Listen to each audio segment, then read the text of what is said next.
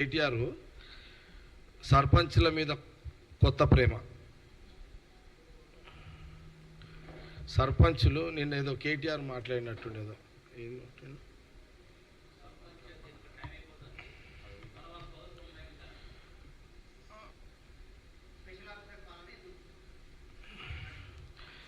ఇప్పుడు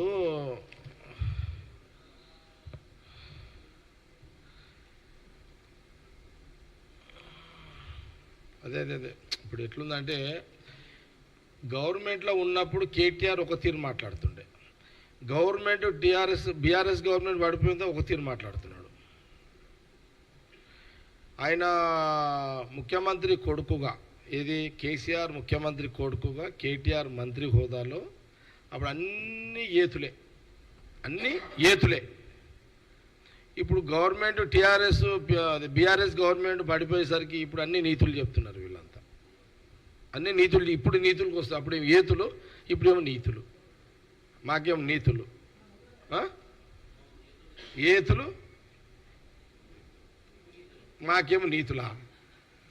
కేటీఆర్, హరీష్ రావు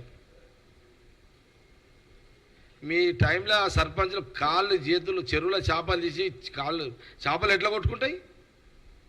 చెరువుల చేపలది బయట మనం పట్టాంగా ఎట్లా కొట్టుకుంటే అవి గిలగిల కొట్టుకుంటే అట్లా కొట్టుకున్నారా బాబు?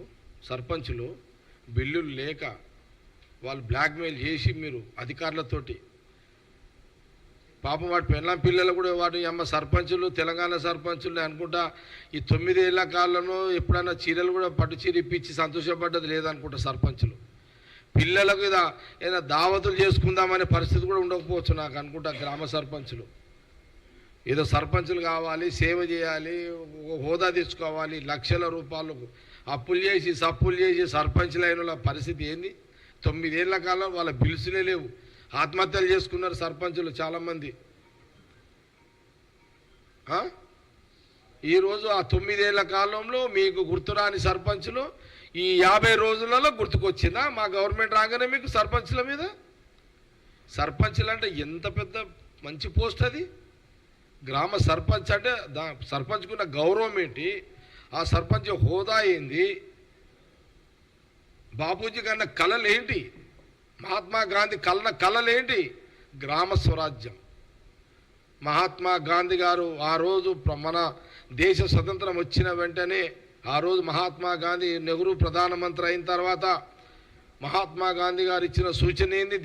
దేశానికి, దేశ ప్రజలకు, దేశ రాజకీయ వ్యవస్థకు వారు ఇచ్చిన సూచన ఏంది? గ్రామ